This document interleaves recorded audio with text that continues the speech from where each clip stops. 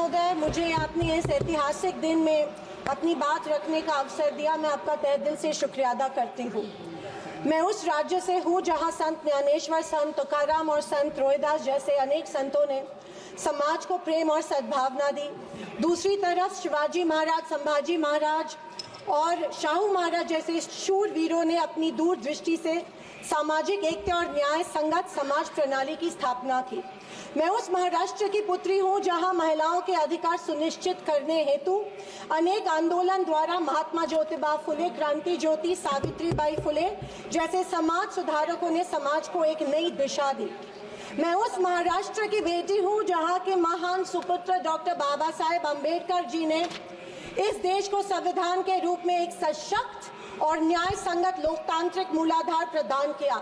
पर आज उसी महाराष्ट्र में बीजेपी के सरकार के शपथ विधि के बिल्कुल 5 दिन बाद उसी संविधान की प्रत की विटंबना की जाती है। मैं इस बात का निषेध करती हूँ। परभणी जिले में संविधान के प्रत की विटंबना की गई। संविधान के हीरक महोत्सव के उपलक्ष्य में जब मेरे विचार रखने का मौका मुझे मिला तो मैं ये जरूर कहूंगी कि संविधान सिर्फ एक किताब या नियमों की एक संगति सूची नहीं है, बल्कि मेरी जान है संविधान, मेरी पहचान है संविधान और इस देश की आत्मा है संविधान। दूसरी तरफ आजादी के 50 साल बाद तक अपने तिरंगे को और संविधान को न मानने वाले सत्ता पक्ष के लोग इस देश की उसी आत्मा को कमजोर और खोखला करने की साजिश कर रहे हैं। इसी शुरुआत उसी दिन हो गई जिस दिन धर्मनिरपेक्षता, सेक्युलरिज्म जो संविधान का एक मूलभूत आधार स्तंभ है, उसी को लेके गाली या एक कलंक में रूपांतरित करने का प्रयत्न सत्ताधारियों द्वारा होने लगा है। सेक्युलरिज्म को आज भी इस भारत देश की पहचान है, उसे सत्ताधारी पक्ष एक कमजोरी कर रहे हैं या एक बीमारी साबित करने की होड़ में लग गए हैं।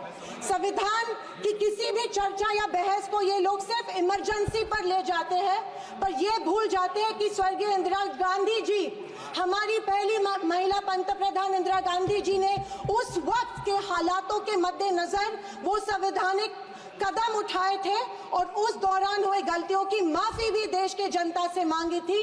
और इतना ही नहीं, उनके विरोधियों ने गठित की गई कमेटी ने उन पर लगे सारे इल्जामों से उन्हें बारी कर दिया था। मैं आज इस सदन में पूछना चाहती हूँ मोदी सरकार से, सॉरी 400 पार का नारा फेल होने के बाद एनडीए सरकार से पूछना चाहती हूँ, आप मणिपुर पर देश की जनता से माफी कब मांगोगे? आप किसान आंदोलन में शहीद हुए 700 से अधिक किसानों के परिवारों की माफी कब मांगोगे? नोटबंदी के चलते हजारों लोगों के परिवार और छोटे कारोबार बंद हुए, उसके लिए माफी कब मांगोगे? हाथरस के लिए, उन्नाव के लिए आप माफी कब मांगोगे? आए दिन महिलाओं पर हो रहे अत्याचारों के लिए माफी कब मांगोगे?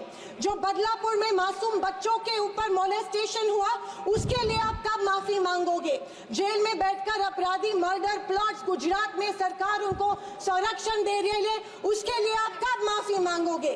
खैर, ये इनकी हिस्ट्री रही है या इनके डीएनए में है कि माफी सिर्फ खुद को बचाने के लिए अथॉरिटी में बैठे लोगों से मांगते हैं, आम जनता से ये माफी नहीं मांगते हैं। सत्ताधारी पक्ष के संविधान पर दिए गए भाषण सुनकर हंसी आ रही थी और अचरज भी हो रहा था, क्योंकि जो लोग इस देश में संविधान स्थापित होने के बाद हर पल संविधान को कोसते रहते हैं और हमेशा इस संविधान के विरोधी रहे हैं, उन्हीं को आज संविधान के गुणगान करते देख मन में प्रसन्नता हो रही है और संविधान के प्रति मेरी निष्ठा द्विगुणित हो रही है, क्योंकि ये एहसास हो रहा था कितने ही झूठ के पहाड़ बना लो, सच के आगे आखिर झुकना ही पड़ता है। आरएसएस ने तिरंगा को माना नहीं था। उन्होंने कहा था कि 3 अंक अशुभ होता है, तो क्या ब्रह्मा विष्णु महेश अशुभ है? जो हम 3 रेखाएं माथे पे लिखते हैं वो अशुभ है? क्या त्रिशूल अशुभ है? ये मैं इन्हें पूछना चाहती हूँ। वर्ष 1993 में आरएसएस ने अपने श्वेत पत्र में संविधान को कचरे का ढेर करार दिया था।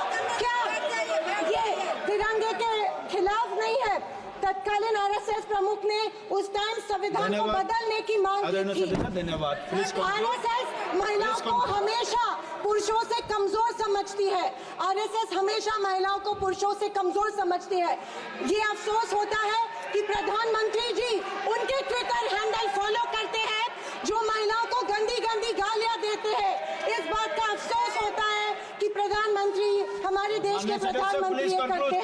जनवरी 26, 2001 में इन्होंने तिरंगा माना और इतने सालों बाद तिरंगे को नागपुर में होस्ट किया। अध्यक्ष महोदय, मैं 2024 के लोकसभा इलेक्शन के बाद इन्हें एहसास हुआ कि संविधान को ज्यादा छेड़ेंगे तो सत्ता हाथ से निकल सकती है, इसीलिए अचानक संविधान के प्रति इनको प्यार उमड़ने लगा। अध्यक्ष महोदय, विशेष रूप से राजनाथ सिंह जी ने, मैं उनका सम्मान करती हूँ, बयान में जाने अनजाने आजादी के बाद से लेकर 2014 तक सारी कांग्रेस सरकारों को ऐसे सर्टिफिकेट दे दिया जिसे कोई झूठला नहीं सकता। उनके मुताबिक संविधान की बदौलत एक गरीब का बच्चा प्रधानमंत्री बना, लेकिन उसकी नींव सर 2 मिनट सर प्लीज। मैं आखिर में यही कहना चाहती हूँ, मैं भारत का, मैं कुछ पंक्तियाँ कहना चाहती हूँ। मैं भारत का संविधान हूँ, लाल किले से। अध्यक्ष महोदय, हिंदी की एक प्रसिद्ध कविता की कुछ पंक्तियों से, एक सेकंड, मैं भारत का संविधान हूँ, लाल किले से बोल रहा हूँ। मैंने तो समता सौंपी थी, तुमने फर्क व्यवस्था कर दी। मैंने न्याय व्यवस्था दी थी, तुमने नर्क व्यवस्था कर दी। हर मंजिल ठहरी कर डाली, गंगा भी मैली कर डाली। न्याय व्यवस्था भी रोती है, गुंडों के घर में सोती है। गांधी को गाली मिलती है, डाकू को ताली मिलती है। क्या आपराधिक चलन हुआ है?